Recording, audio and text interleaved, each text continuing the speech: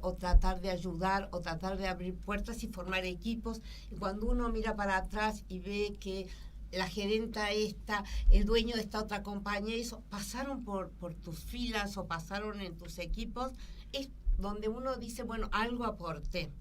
Pero yo veía hoy, toco esto porque me parece impresionante, yo miré esta mañana un poco el entierro de la reina, ¿no?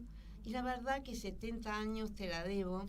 Una persona, no, es que es mujer, estuvo mucho tiempo al frente de Inglaterra y el Cosmos. Y yo veía la fortaleza de esta mujer, porque es cierto que si alguien tiene fortaleza, uno puede ver, y uno cuando habla de liderazgo también habla de propósito.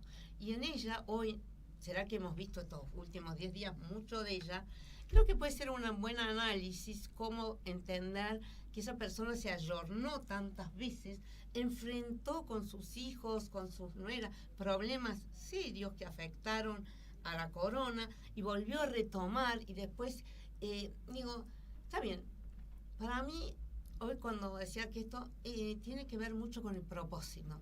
Ella el día que asumió tenía un propósito. Entonces, cuando uno se plantea en las instituciones cuál es el propósito, es mucho más fácil, igual que en una empresa, entender cómo hacer un liderazgo o cómo convocar para que otros hagan cosas y se repercutan en la sociedad. Creo que es un poco eso.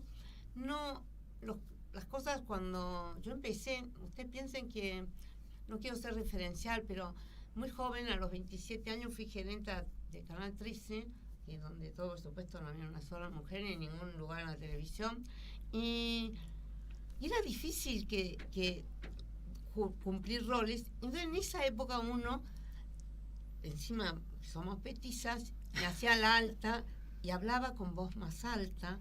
¿No se acuerdan? Por la década del 70, 80 nos vestíamos más parecidos a los varones, hemos llegado a usar traje como para poder creer que esos roles, o sea, el liderazgo nuestro fue en los inicios más masculinizado porque era el único modelo que tenía. Hoy no, por suerte tenemos, la reina fue un modelo, Merck otro, hoy hay un montón. Yo vengo ahora de Finlandia, donde hay una primer ministra de 34 años, y me encuentro con una intendenta de un lugar que se llama Spo, que sería como si fuera así San Isidro del Helsinki, y ella se para y lo primero que nos muestra es el presupuesto. Y le preguntaba, no sé por qué, pues empieza por el presupuesto, porque dice, yo trabajo para la gente y para ocuparme de resolverles los problemas a la gente, porque el presupuesto que tengo es todo de impuestos que paga la gente. Entonces, entender esto del propósito,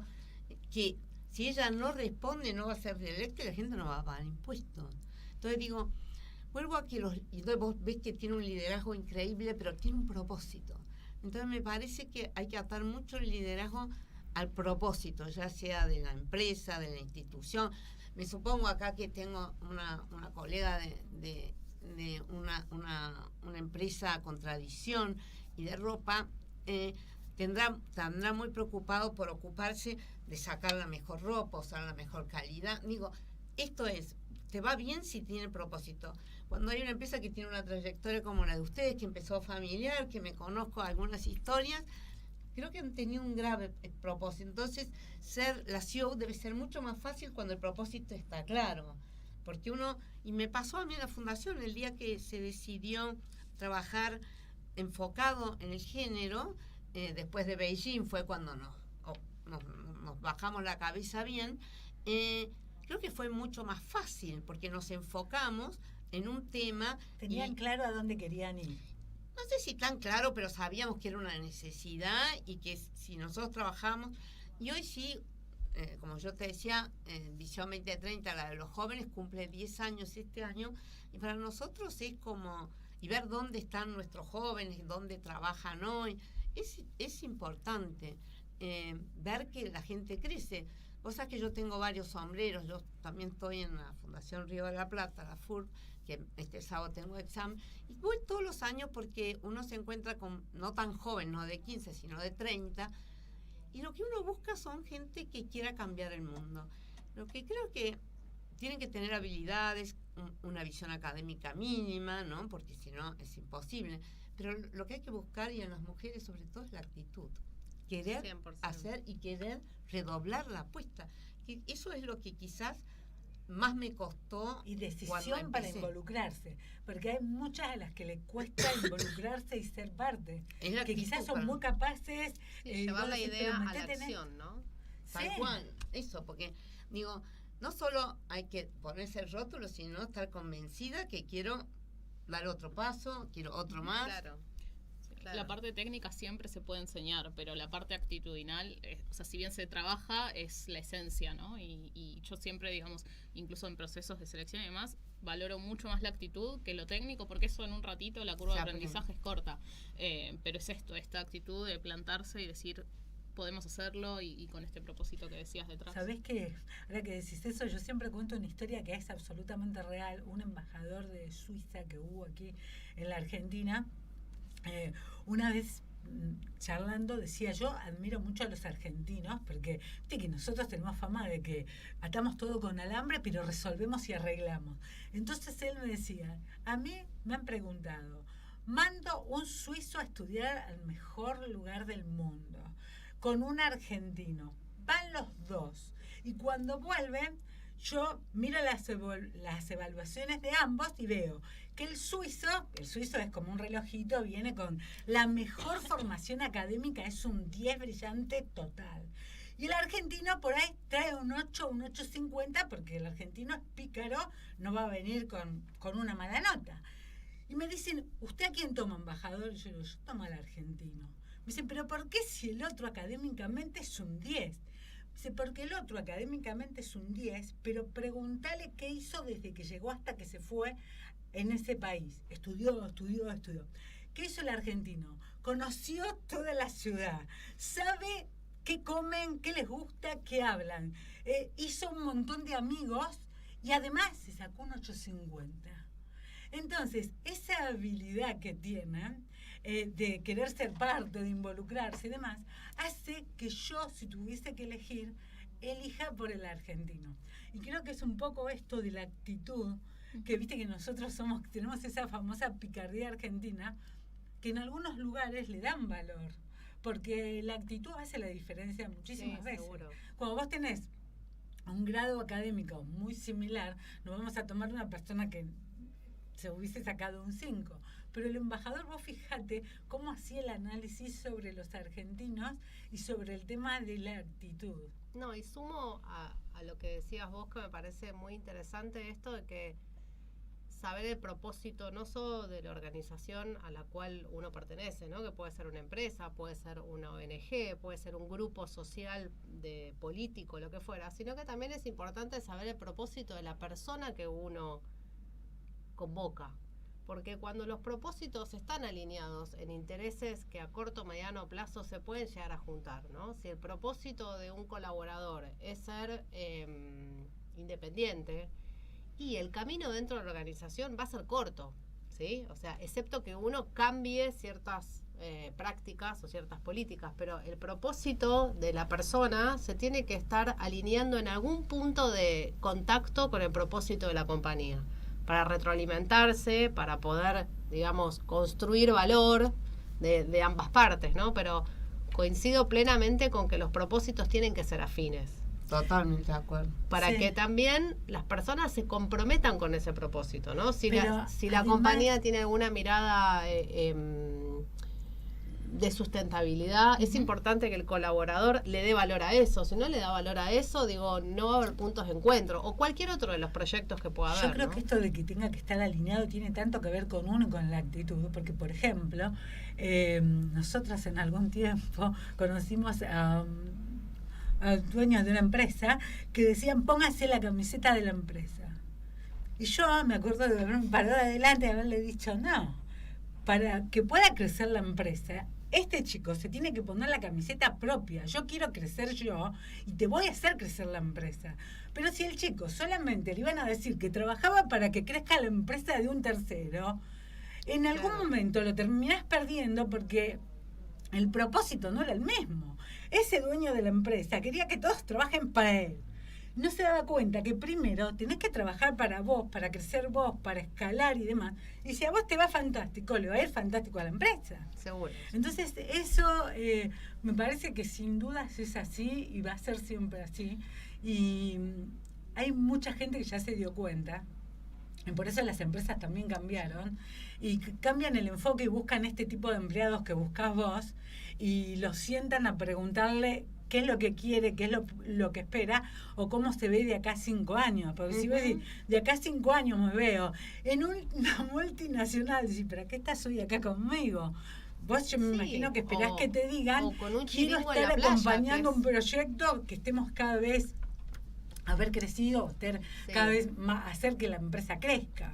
Seguro. Igual creo que hay veces que últimamente no es tan fácil entender los propósitos de los más jóvenes, porque no, vos sabés que uno le pasa, uno cree que el propósito es más, y los chicos están hoy, no sé si por la influencia de, bueno, cómo está el mundo de hoy, si no, no veríamos tantos argentinos irse, ¿no?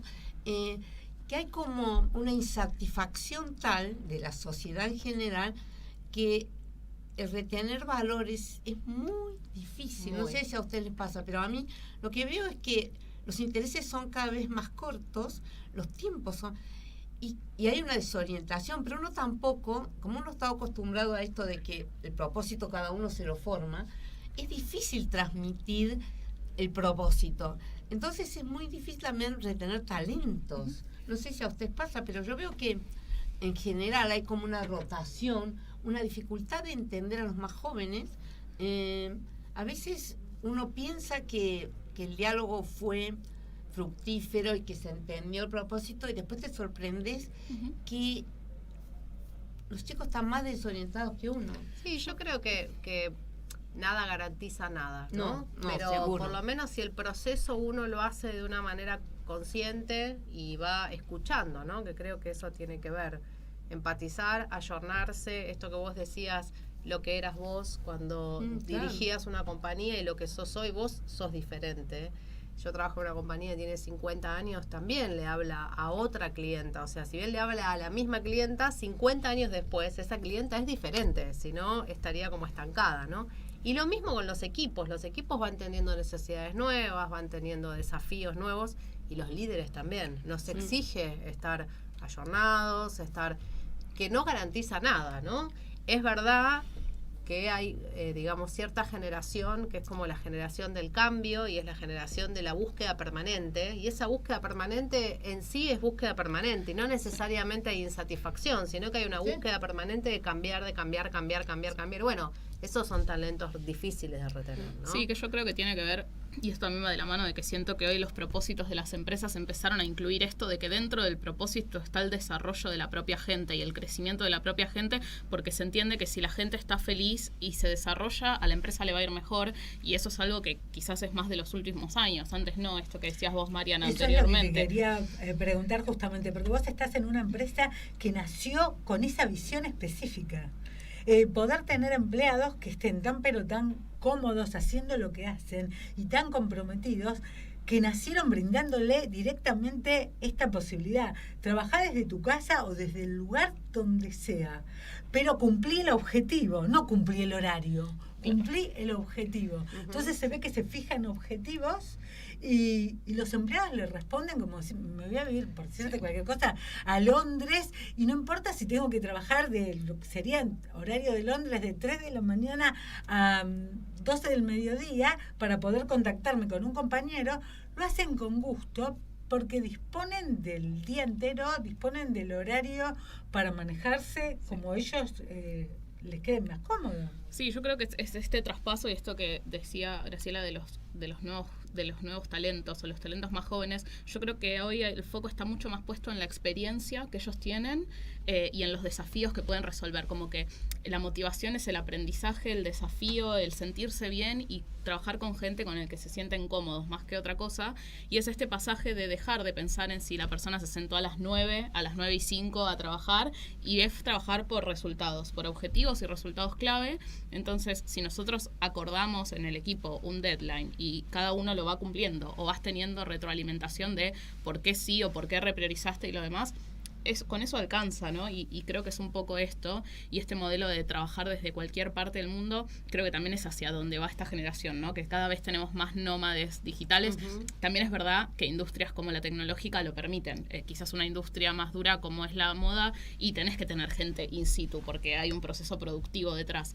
Pero en todas las que se puede, para mí cada vez más se va cambiando ese paradigma y creo que la pandemia ayudó a acelerar mucho ese proceso porque se vieron obligadas muchas empresas a trabajar remoto y después se dieron cuenta de, funcionaba, ¿no? Quizás empresas o industrias que eran medio escépticas, no porque no lo pudieran hacer, sino porque estaba esa resistencia al cambio justamente. Y yo creo que estos propósitos más alineados hacia adentro y hacia afuera tiene mucho que ver con que la gente esté alineada no solo al propósito, sino a los valores, que en definitiva es el cómo llegás a ese propósito o cómo construís ese propósito, y sí o sí tienen que estar alineados los valores para que podamos construir juntos. Y el propósito personal puede estar alineado un tiempo, como esto que decíamos, ¿no? Quizás en 5 años se ven de una manera, pero quieren pasar por esta experiencia porque tienen para aportar y tienen para recibir. Y vos fíjate que acá cómo entra el tema del liderazgo, porque para que eso funcione de esa forma, ese liderazgo que antes era piramidal, ahora no lo es más, es tan transversal que cada uno es su propio líder y lleva adelante el trabajito que hace para poder terminarlo y que haga como un engranaje y el que está en otro puesto pueda seguir y avanzar con eso. Sí, yo creo que hoy el rol de los líderes en la organización es fomentar el autoliderazgo de cada persona, ¿no? Sí. Y cada persona para progresar tiene que tener ese autoliderazgo propio, de tomar la iniciativa, de la autonomía y demás. Yo creo que la era del micromanagement, como decimos, que era ver el minuto a minuto de preguntar a la persona qué estaba haciendo, caducó de un poco, y es esto de empoderar a los equipos para que ellos puedan crecer. Al menos esa creo que es la visión de liderazgo que tengo y que tratamos de tener también en la empresa. A mí me parece que eso está pasando en general, aunque a algunos por edad nos costó mucho entender y dejar y no preguntar, pero es la forma. Creo que cada uno se siente dueño de su propio proyecto. Sí, es alinear criterios. Obviamente al principio uno está más cerca hasta que entendés, tenemos el mismo criterio, y después es dejar a la gente y saber que pueden venir a vos cada vez que necesitan el input, pero no estar... O sea, sí tenés un seguimiento, pero no es esa cosa del minuto a minuto que está muy relacionada también a esto del horario. Bueno, la persona se tomó 1 hora para comer o se tomó 1 hora y 10 o entró a las 9. Es como ya eso empieza a ser diferente. Y esto que decías de los horarios. Hoy tenemos chicos trabajando en distintos países, distintos usos horarios, y tratar de estar juntos. Yo personalmente tengo una persona en el equipo en Barcelona, por ejemplo. Bueno, ella arranca más temprano en el horario nuestro y termina un poco más temprano que los demás, pero hay 4 o 5 horas que estamos todos juntos trabajando y se puede lograr igual. Es un poco irle buscando esa vuelta. Y decime una cosa, Aguada, porque vos sos la que está en una posición totalmente diferente. Vos, si bien la pandemia hizo que tuvieran que empezar también a trabajar, a vender online y entregar productos, cuando salimos de la pandemia, por suerte, los locales vuelven a ser los clásicos locales de siempre, con un montón de empleadas que están atendiéndote, que todos los días le ves la cara y demás. ¿Cómo están trabajando y cómo están manejando el tema del liderazgo ahí? Porque yo sé que, conociéndote a vos, capacitan a las chicas sin ningún lugar a dudas, te encanta trabajar en equipo, y el tema del liderazgo es, como decíamos, tiene que ver mucho con una cuestión de actitud también. ¿Qué es lo que pasa en una empresa como Jack Moore, que es tradicional, tiene muchísimos años en el mercado? Ahora creo que está al frente de la empresa 2 primas. 2 mujeres. 2 sí. mujeres que son primas. Son socias gerentas, que pertenecen al directorio, por supuesto, que son primas. Y después estoy yo en la gerencia general, y después tenemos un equipo de primera línea, de gerentes y jefes, donde hay mucha presencia femenina, sí. no porque haya sido un objetivo en sí, sino porque el objetivo fue no pensar qué sexo queríamos para esa posición, ¿no? O sea, yo en este sentido muchas veces nosotras crecimos profesionalmente en una época que era difícil crecer siendo mujer, pero creo que también la valorización de ese trabajo, la valoración de ese trabajo es hoy no buscar una mujer por ser mujer, ¿no? Sino que igualdad de oportunidades. Nosotros la realidad es que tenemos los dos mundos, tenemos el mundo digital y tenemos el mundo físico, porque tenemos venta online, porque manejamos redes sociales, porque hay un montón de procesos que se pueden hacer sin presencialidad y hay otros procesos que se tienen que hacer presenciales. Hoy no necesariamente se rompieron muchas fronteras y se hizo mucho más permeable el mundo entre quién define la compra presencial y quién define la compra virtual. O sea, antes había como esta mirada de que quien compra presencialmente es la mujer mayor o el hombre mayor y quien compra online es el joven. No necesariamente. Nosotros tenemos experiencias de todas las edades en diferentes, digamos, ámbitos o en diferentes espacios. Lo importante, y creo que en este punto hago foco en lo que dijiste respecto de la experiencia que quiere transitar el colaborador, el cliente también quiere vivir una experiencia y quien elige qué experiencia quiere vivir es el cliente. Y hay veces que el cliente decide ir a un local y necesita una vendedora que lo atienda y que lo atienda bien y que pueda ponerse en el lugar de él a sabiendas de lo que necesita, de lo que desea y demás. Nosotros la pandemia nos enseñó mucho, somos uno de los rubros más castigados, estuvimos 8 meses con los locales cerrados, que es la fuente de ingreso del 80% de todas las compañías de retail del país y de indumentaria, está entre el 80 y el 90% de los ingresos frenados durante 9 meses. Nos enseñó un montón, por supuesto, a todos, a los líderes, a los colaboradores, a la compañía en sí. Volvimos con un formato de trabajo híbrido.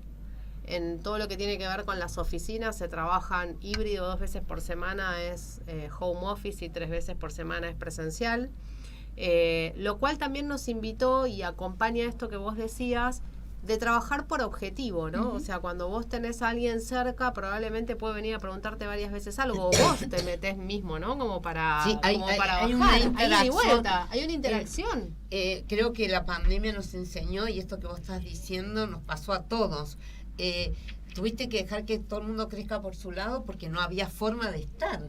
Digo, creo que eso tiene mucha influencia. Obvio, bueno, y eso nos ayudó, y por el otro lado nos ayudó a entender que hay ciertos objetivos, por lo menos en nuestros ámbitos, una prueba de calce de una prenda se tiene que hacer presencial, no se puede hacer virtual. Entonces, el poder alinear los objetivos para optimizar los tiempos de la presencialidad y decir, bueno, ¿qué cosas sí o sí tenemos que estar? Y en general, la indumentaria es un rubro que es muy 360, o sea, trabajan muchas áreas en conjunto, porque en una prueba de calce está el área de producción, está el área del producto, está la modelista, está la diseñadora, se tienen que juntar a ver la misma modelo con la misma prenda, ¿no? Entonces, optimizar esto de qué espacios de encuentro físico tiene que haber, qué espacios de encuentro virtual tiene que haber, pues también tenemos reuniones de equipo virtuales, y en lo que es producción es presencial 100%, ¿sí? O sea, todo lo que tiene que ver con corte, confección y demás, no hay manera que no sea presencial, lo mismo que las tiendas.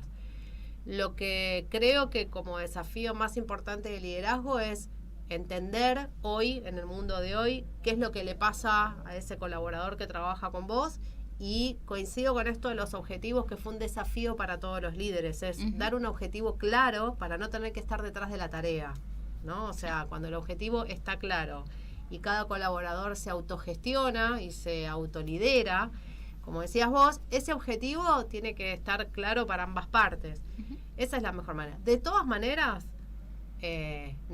todas las compañías hoy, cuando digo todas, por lo menos del rubro que yo más conozco, que es el rubro textil, tenemos un grupo de 100 marcas de WhatsApp donde nos comunicamos todos con todos, es una época de mucha rotación. O sea, es una época de mucha rotación que tiene que ver con esta búsqueda, ¿no? Con esta búsqueda de también durante 2 años o 1 año y medio la gente se quedó en el trabajo que tenía. Un poco, bueno, sí, porque no sabíamos qué iba a pasar. No sé qué va a pasar. Seguro, por lo menos. Entonces es seguro, cobró todos los meses, se quedó en el trabajo que tenía, se levantó la pandemia y salieron todos a ver qué pasa en el mercado, a ver qué pasa afuera, ¿no? Entonces hay mucho movimiento. Creo que el desafío más importante, o por lo menos el que nosotros entendemos, es ser un líder empático, ¿no? O sea, sí, como este líder que trabaja en equipo, que saca lo mejor de sus colaboradores. Yo hago siempre muchas analogías con el deporte porque soy deportista y me gusta mucho el deporte, pero creo que el líder puede identificar qué jugador puede lucirse en qué posición, ¿no? Y dejarlo lucirse, ¿no? Y que dejarlo crecer. Eso creo que fue hace 50 años, hace 30, hace 20 y hoy. Después se va ayornando, se va actualizando, se va encontrando otras herramientas. pero que hoy hay mucha más exigencia de liderazgo. O sea, los jóvenes necesitan ser liderados. Hace 30 años había organizaciones mucho más verticalistas, donde los colaboradores estaban acostumbrados a que les digan qué hacer. Sí, lo que pasa es que ahora también saben que no lidera siempre la misma persona. ¿También? Porque según el problema, la situación, por ahí te aparecían ahora, vos por más CEO de la empresa que seas, te habrá agarrado en plena pandemia que tenías algo que hacer, o por Zoom, o por lo que fuere, que tus hijas conocían muchísimo mejor que vos cómo era esto de comunicarse online y demás, y los chicos empezaron a tomar un protagonismo que no sabían que tenían. Entonces ahora espera que yo te enseño y te muestro cómo es. No, y obviamente el pensamiento lateral es muy, muy... No necesariamente es una característica propia de la juventud, pero en general el no tener tantos años haciendo las cosas de la misma manera te permite también mirar fuera de la caja. Entonces también esa juventud empuja hacia cambios más radicales y romper paradigmas, y no, o sea, creo en ese sentido. Yo creo que lo que cada vez se pide más de los liderazgos es esto de la escucha, y esto que decías vos de antes era verticalista y el jefe, porque era otra palabra, no era líder, era jefe, decía lo que había que hacer, y ahora lo que más se busca es que aunque sea los escuchen para proponer ideas, y muchas cosas vienen de abajo hacia arriba. Entonces es como líder tener esa capacidad de escuchar todas las opiniones. Uno después, digamos, con la mente en lo estratégico puede decir, ok, esto sí, esto ahora no, porque la prioridad, y poder explicar, pero sí recibir ese input, porque en definitiva son los equipos los que están en la diaria, con el cliente, con el día a día, y tienen mucho más cerca esos insights, digamos, para transformar y generar innovación o generar cambios en la organización. Sí, escuchar y administrar la frustración. Cuando esa escucha probablemente no termina llevándose a la práctica, porque eso también es responsabilidad del líder. Porque cuando vos invitás a proponer, ¿no? Tenés que tener buenos argumentos de por qué no. Surgen un montón de ideas de las cuales quizás se pueden aplicar el 10%. O se quieren aplicar el 10%. Entonces, administrar esa frustración con gente que le decís, bueno, a ver, contame, ¿qué pensás que harías? Y que después no se haga, es una responsabilidad también. Decir, bueno... que no se puede, ¿viste? Que no se puede, muchas veces no se puede. Y es muy difícil cómo hacer transitar esa cosa que... Hay voluntad, pero no hay posibilidad, ¿no? La palabra... Por eso para mí es muy importante esta parte del feedback posterior. Es como, mira, priorizamos así porque esto no es viable por A, esto la prioridad es esta porque tal cosa. Pero si a la gente le explicas eso, en vez de decir no porque no, es mucho más fácil generar ese compromiso o ese engagement con seguir proponiendo. Porque es como, ok, me escucharon y hay una justificación lógica por la cual, bueno, esto no se pudo, esto sí, o porque ahora no, o después, más tarde. Entonces creo que es ir construyendo eso, y creo que cada vez más de los líderes son importantes estas habilidades blandas o power skills que les llaman ahora, ¿no? De esta parte de la escucha, de la comunicación, de la empatía, y entender que del otro lado hay una persona, y creo que por eso también cobró tanta fuerza todos los conceptos de bienestar organizacional, por esto de saber que es una persona y si está bien, todo lo que hace... Yo que vengo de un sector que es menos formal que usted, digo, pienso, y ahora estuve en Córdoba visitando colegios, y la verdad que creo que el colegio, estos nuevos métodos, por ejemplo en Córdoba existe una escuela que se llama PROA, que estudian para programadores, pero que tienen todo un sistema, y mis sobrinietos dicen, mira, hoy con el profe de geografía fuimos al patio a trabajar. En vez del aula lo hicieron en el patio porque era con la naturaleza, porque digo, estas cosas que todos esos jóvenes que van a venir en unos años, probablemente, porque eso también tuvo efecto pandemia, los colegios y los profes tuvieron que ayornarse un montón para haber hecho clases interesantes por Zoom, que deben haber sido un plomazo, pero igual. Entonces digo, todas esas cosas, la pandemia creo que nos hizo un shock a todos, pero yo creo que la educación ayuda un montón si los colegios se han abierto, si se han involucrado en cambiar, en que el chico juegue un poco más, que pueda, yo veía... Tan más participativo, pero con la escucha, con el ida y vuelta. Sí, para están mí, escuchando la necesidad. Creo que refuerzo lo que decís en función de que el desafío más importante que durante muchos años se les daba información y se les enseñaba conceptos. Creo que lo más interesante ahora es que a pensar.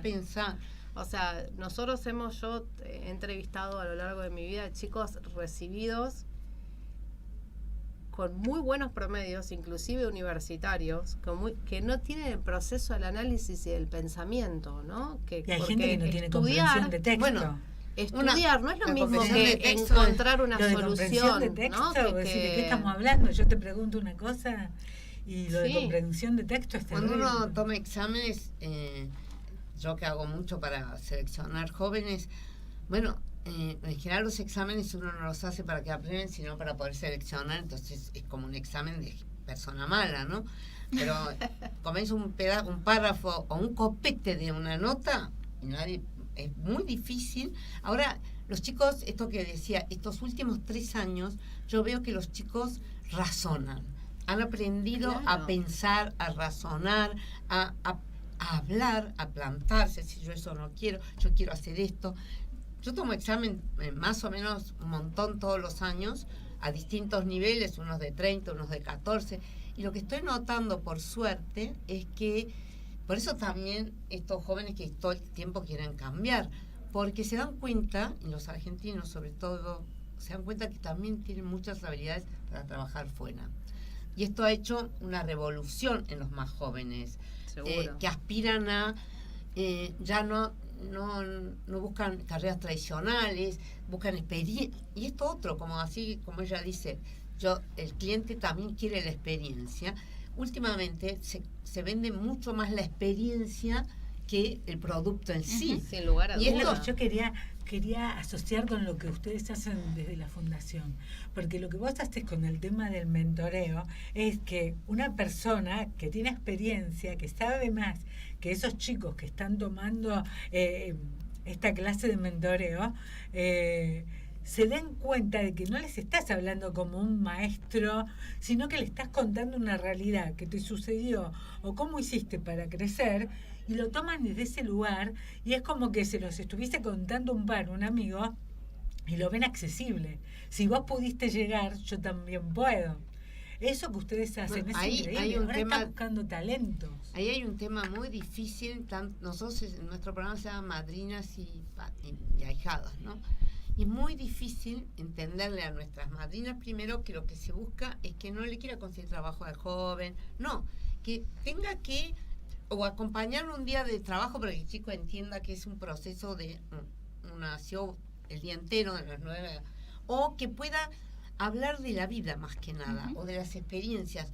No es que te va a proteger, ni te va a abrir puertas, ni te va a indicar qué tenés que estudiar o a dónde ir a trabajar o te va a conseguir un trabajo. Esas dos cosas se trabajan mucho en mi organización, para que la cosa sea fluida, pero que el chico pueda tener una experiencia con alguien que ya tiene una experiencia enorme, ¿no? Sí. Y no es fácil. Sí, yo creo que es esto del líder coach, el líder mentor, que es eso, es ir ayudando a que la persona pueda sola ir logrando, y no esta cosa de te digo exacto lo que tenés que hacer, sino poder acompañar desde la experiencia, que la persona te traiga un problema y poder ayudar a, bueno, ¿y cómo lo resolverías? Y poder ir repreguntando para que vaya saliendo esa solución. Ahí tuvimos una experiencia muy buena, porque muchos de estos jóvenes no tenían LinkedIn. Entonces, había que hacer el LinkedIn, claro, pero lo más fácil era que no hay que hacérselo. El chico tiene que proponerte y vos podrás decir, mira, acá no se destaca, o te lo digo, ¿cómo armar tu propio perfil? Y que alguien te ayude, pero que no te lo haga. Y esto es un poco esto que hacemos. Te decimos, mira, es bueno tener un LinkedIn por esto y por esto, o lo que fuere, ¿no? Para presentar. Pero vos lo tenés que ir ensamblando hacia dónde querés ir, cómo dar prioridades, por qué puede ser importante explicar un hobby que tenés, o esto que vos decías de alinear el deporte, porque te dan habilidades. Hacer determinados deportes, si quien te busca sabe entender lo que es una presentación, va a valorar si vas a danza, pintura, canto, porque tenés otras habilidades que van a ser muy útiles quizás en tu trabajo. Bueno, sumo algo que alinea dos cosas que dijeron. Es hace más o menos en marzo contratamos una coach para una jornada que hicimos afuera con el equipo de Primera Línea para presentar la colección, que se llama Cintia, que es una coach que trabaja mucho con el grupo Vistage, y nos contaba que ella pertenece al Grupo Mundial, ¿no? Es asesora del Grupo Mundial, y lo que decían era que en el Banco Mundial están buscando los perfiles de los colaboradores solamente con habilidades blandas. Sí. Solamente. O sea, quiero un, no sé, jefe de administración y finanzas. Obviamente tiene que tener cierta noción, ¿no? Pero el foco está puesto en las habilidades blandas. Cómo maneja su frustración, trabajo en equipo, oportunidad de mejora, liderazgo, o sea, todas cosas blandas que quizás uno, en otra época, eran un plus, ¿no? Bueno, ahora el conocimiento Ahora técnico es un plus a las habilidades blandas, Porque ¿no? el mundo cambia y a vos lo Tu que tenías de conocimiento capacidad te sirve, pero no te sirve obsoleto. para enfrentar otras cosas. No sé por qué, pero no sé si han visto que se ha puesto como muy interesante hacer cursos de cocina o enseñar a la Sí. gente a cocinar. Sí. Porque es que combinan ingredientes, color, digo, hay un mix de todo en una cocina, no solo los testeos de cuánta más curry o lo que Sí, fuera sí. le pones, sino la combinación de colores, cómo preparas un plato, cómo va la mesa. Todo eso no es casualidad, es porque en su cabeza le permite armonizar, dar un montón de cosas. Sí, va estimulando el cerebro y te genera como otras conexiones neuronales que te permiten después eso trasladarlo, una flexibilidad mental, esto que decíamos, aprender a pensar o este pensamiento de resolución de problemas que lo puedes aplicar un poco a todo porque es como el ejercicio mental. Y yo creo que es esto de la diversidad también, esto que decías, de vos tomar gente que pasó por distintos lugares o con distintos hobbies. La diversidad es lo que te permite tener un resultado más rico, porque si todos somos igual, venimos del mismo lugar, somos todos iguales, vamos a pensar más o menos parecido y es muy difícil innovar o crecer o generar cambios. En cambio, de la diversidad surge esa posibilidad de innovar o de tener algo más rico en términos del resultado o el contenido que se genera. Yo quiero contar algo porque puede ser útil para la Argentina y ojalá se copiara algún político. Hay en los países modernos o estos que uno, bueno, vengo de Finlandia, ¿no? Pero hay como edificios donde son para los chicos después del colegio, digo, fuera de hora de colegio. Entonces llegas y hay computadoras enormes, un montón, unas Mac divinas, pero no hay internet. Entrás y podés jugar con algunos juegos que hay, podés estar horas, pero no internet, no ir a buscar. Pues tenés salas de música, tenés salas para hacer un programa de radio, tenés salas de canto, tenés salas de dibujo, otras de gimnasia, otras de...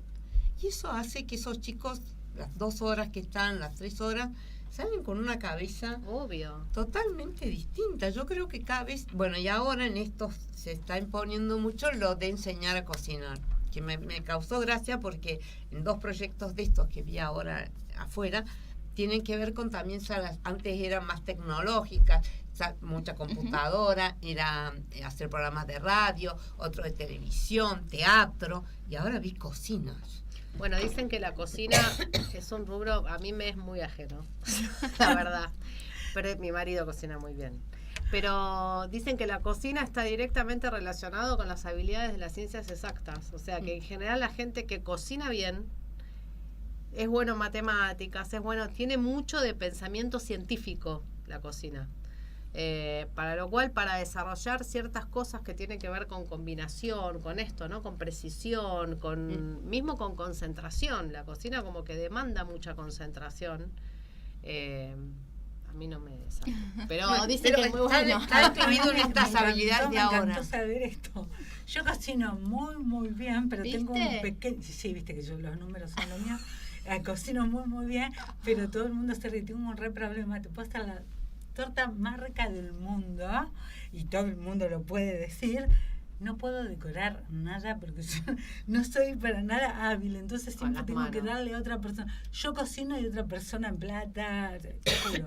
Tengo ese problema, pero lo que decís que tienen que ver por ahí con algo científico puede ser cierto, porque la persona que cocina bien, cualquier chef te lo va a decir, la comida dulce es la que tiene que ir toda medida con Sí. exactitud. Lo salado no. Y el chef te dice, le pongo una pizca y hace así, y la pizca de él es exacta y la tuya, la mía no Sí, lo es. sí. Esa gente lo tenés como... Sí, tiene como una mezcla entre lo creativo y lo científico. porque Claro, en pero definitiva, sabés que es ¿no? una pizca Combina y no dos. colores, Sí. combina gustos, Sí, obvio. sabe mezclar, son muy especiales. Bueno, Ese sí. y otra habilidad para mí, pero bueno, sesgada quizás, es el deporte, ¿no? El Ujú. deporte que alguien, Sí. no necesariamente uno en particular, pero como la experiencia deportiva suma.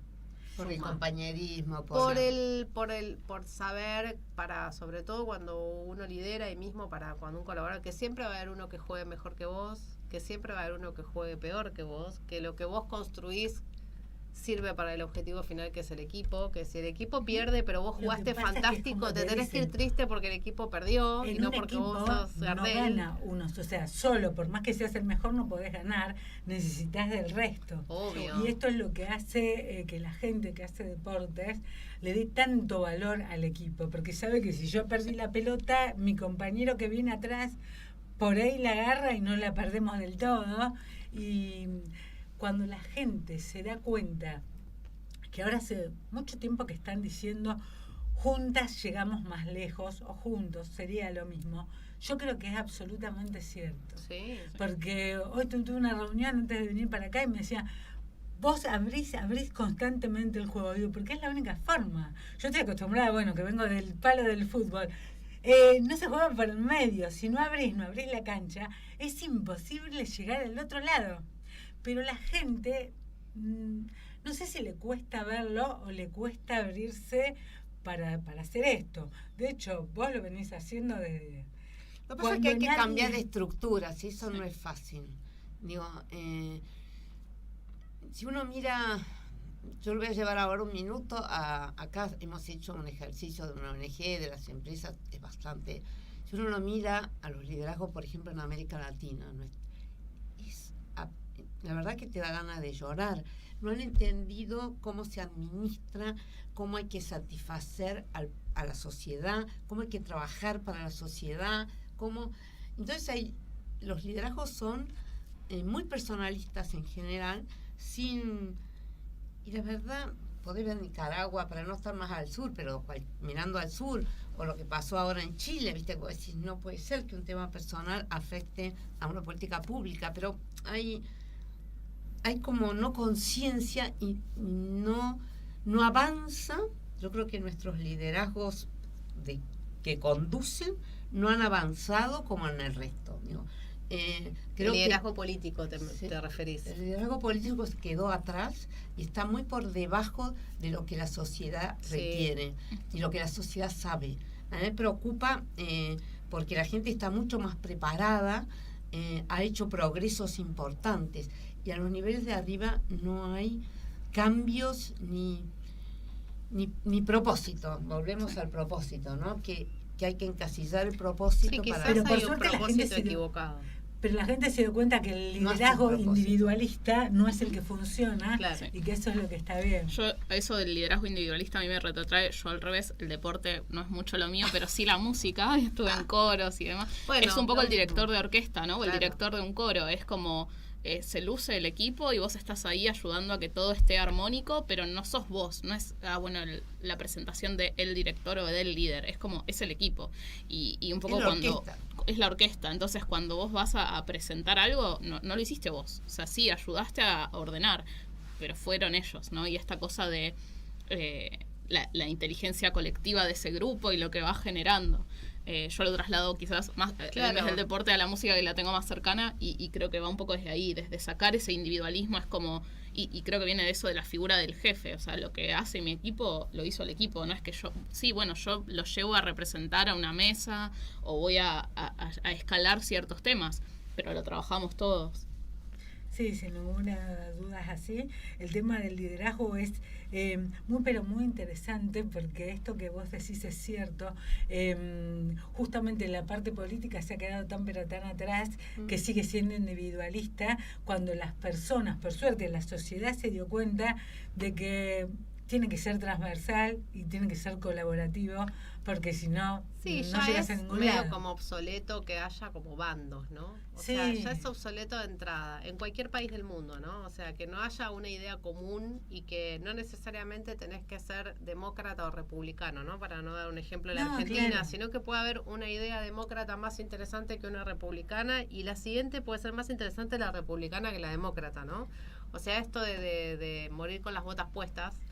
Es como, eso es obsoleto, porque si en el mundo privado está tan claro que esto no es así, que no hay una sola forma de hacer las cosas, que hay miles de maneras de hacer las cosas. Por eso, como decía, como personas hay. El tema del propósito es fundamental. Sí. Si ya se enfoca en el propósito, en lugar de la decisión personal o el individualismo, es como, sin ningún lugar a dudas, el liderazgo va a cambiar.